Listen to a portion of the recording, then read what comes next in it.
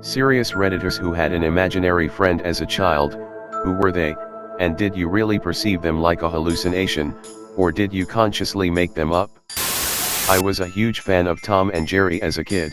I watched the show and even had a few little comic books. One day Jerry just climbed out of one of the comic books and there he was, my imaginary brown mouse talking to me. I don't remember much of my early childhood, but what I do remember is him being pushy and constantly asking me annoying questions that I then asked my mom since I couldn't answer them myself. I also remember how I lost him, which happened about a year before I entered elementary and had real friends. I never was in kindergarten and spent most of my time at home before school was a thing for me. I'm partially thankful for that, but also have the slight feeling that this is one of the reasons why I was and partially still am pretty weird sometimes. Sparky was my best friend, imaginary. He used to live in flames or hide away in my necklace. He would jump from the diamond, it was easy, to the nearest fire and would sometimes just hang out with me. I used to whisper to him when I was at the dinner table at Christmas because Mum would always light candles for him to jump between.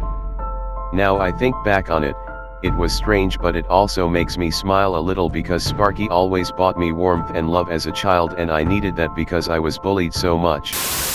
I had an invisible friend. He wasn't visible to me or anybody else, that's why I called him that, but he was also known as Mike, but I felt he was there like an actual person with conscious awareness of their surroundings. He was able to learn and able to communicate. I never understood his words, but I could understand him. Pretty sure it was auditory hallucinations produced by my child brain. Yet at times it felt like a real human relationship. I had a friend called Danny. He was a 12-year-old boy who was a ghost.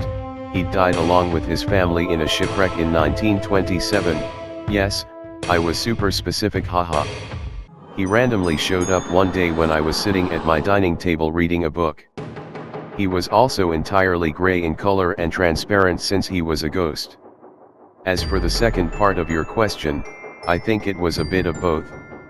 I would hallucinate him standing in front of me at times, but sometimes he'd just be in my head.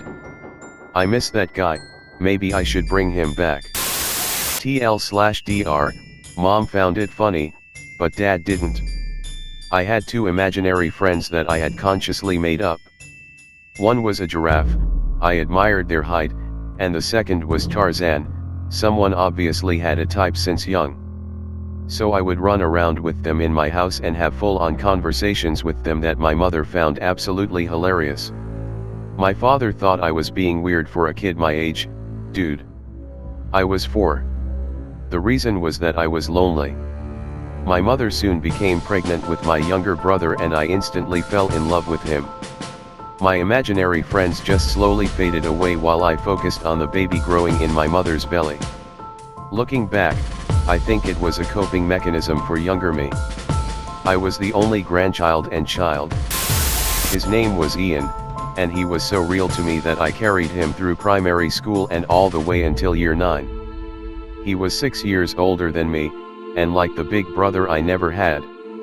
He'd do all the normal imaginary friend things like talking and playing, but he'd play guitar, drive us places and even come to school with me. We'd sit next to each other in class and chat all lesson. Once someone tried to sit in the chair he was in, and I pushed them over so hard they fell backwards, rolled, and cut their head on the edge of another table. I got sent to therapy, and I learned quickly that if I pretend he doesn't exist, I didn't have to talk about him to others who didn't believe he existed. I finally stopped talking to him in year 9 because we had an argument over whether it was okay to call a gay man a faggot. I said no, Ian said yes, and we argued for hours. Then I stopped believing in him, so I didn't have to talk to him anymore. He was real to me. I was abused as a kid and I made one up that really helped me get through some rough stuff. Maybe even kept me from hurting myself in really dark times. I couldn't see him or hear his voice, but he would talk to me in my voice in my head.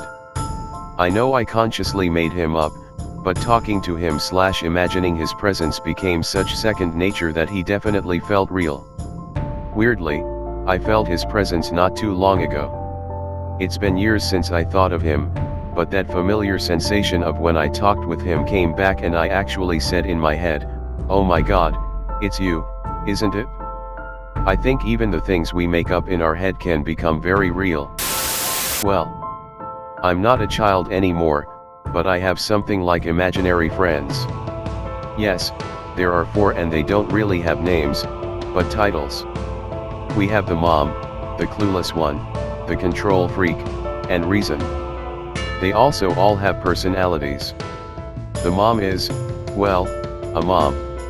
Decently sensible, a bit authoritative, and kinda like an open-minded leader.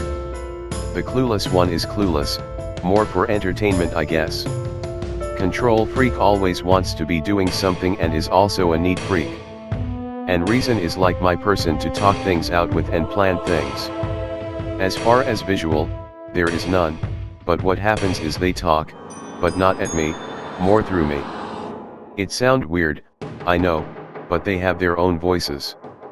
The mom is a bit deeper than my normal voice, reason has an oddly soft quiet voice, and control freak has my voice. Clueless hasn't talked much yet so I don't know, and another thing is that, sometimes, I go between me and one of them. Let me explain. Say that I need to clean my room but can't get off my phone. Well, I'll ask control freak to help clean my room, they'll say yes, most of the time, and I basically blank and control freak cleans my room. I don't know why this works and if it is just my brain's way of getting my room clean, but it works. Side note, this haven't happened with anyone else, just control freak. And the last thing is that my family doesn't know about them. I just don't know how to explain it in a way which will make it seem normal, and I guess I also don't want to explain it. My imaginary friend was Bowser, like from the Mario games, except sometimes all silver and sometimes rainbow colored. I knew they were consciously made up, and I can fully remember when I chose to stop imagining them. I've had multiple imaginary friends over the years. All of them were consciously made up because I was so lonely. They started out as my favorite cartoon characters. I pretended that they were visiting me in this world through a magic doorway, but only I could see and interact with them. They kept me company when I had no playmates. I never spoke about them because my family mocked me for everything, so I kept them as secret fantasy friends. Later on, while coping with loneliness and abuse, I pretended that my favorite actors, or sometimes the TV/movie characters they portrayed, were my friends that would hang out with me. I would pretend that they were playing alongside me or helping me with my homework or even there cheering me on when I was struggling in gym class. Just dumb shit like that, as a conscious coping mechanism to ease loneliness when I had no real human friends. Whenever I would visualize them, they were sort of transparent. I knew they weren't really there and that I was only pretending they were alongside me. As I got older, I invented imaginary boyfriends as well as other imaginary regular friends to spend time with and have mental conversations with. I was always in control of the scenario, so it was never a hallucination. More like an ongoing game of pretend. Like when you play by yourself as a kid and you invent stories for your stuffed animals or dolls or action figures to act out. I did that only with imaginary friends. Never spoke about it because I was already considered a freak and I didn't need to give anyone more fodder to bully me with. Honestly though, I've written this in the past tense, but I never stopped having imaginary friends. Mainly because I have no real friends, and I have spent a lifetime of aching loneliness. Having pretend friends to imagine scenarios with and hold conversations with, either mentally, or out loud when I am alone, is better than staring into a black hole of depression. I have 4. I consciously made them, but then I would just talk to them as if they were real. They were all based off of someone else in some way. I never saw them per se, it was more just a presence I felt. They were always there, but would only do stuff when I acknowledged them. I still talk to them now, 10 years after making them. It's just nice to have people around, I guess. I had one when I was younger. It was like I'd daydream about it. I could see him in my mind's eye. He was builder, and unfortunately when I was about 10 I imagined that a brick fell on his head and he died. A bit of a miserable ending. I had several imaginary friends growing up. I believe some were simply visionary twists of actual real-life things, and some were just in my head. I'll list what I do remember. The Shadow Man, a long-limbed, inhumanely tall man made of shadow. I know it sounds terrifying, but I genuinely liked him. I think it was probably a telephone pole in the darkness that I envisioned as a man. He ran along with me in the car at night, and at night I would look outside my window to see him. He watched me from beyond the cornfields by a CVS. I would talk to him in my mind, and in my mind I understood that he was simply a kind creature who meant me no harm. As a kid I believed that a lot of horrible, terrifying things were actually nice and kind, and couldn't help what they looked like. He was a nice being. Ironically, years later I learned about Slenderman, and that terrified me. My Shadow Man and Slenderman entirely different beings in my head. I was intensely paranoid that Slenderman lived my closet. Barbie, she was who I ranted to when I was sent to my room for bad behavior. She was literally just Barbie, like the one from my toys, but adult-sized, and understanding when I thought all the other adults were not being understanding. I also had Shrek as an imaginary friend. I was too young to remember, but my mother says at dinner, I would open the front door to invite him in and begged her make him a plate of food every night. I had one when I was like 4 years old. His name was Sluggo. Yeah, I know, strange name, but not for a 4-year-old. He was 26 years old and my best friend to that time. I'm an only child and pretty shy around people I don't know, so that may be an explanation. I don't quite remember if I really saw him, but he had places where he sat and no one of my family was allowed to sit there, because obliviously Sluggo sat there, duh. I talked to him, too, as if he was really there, but I don't know what he looked like anymore, or if I really saw him.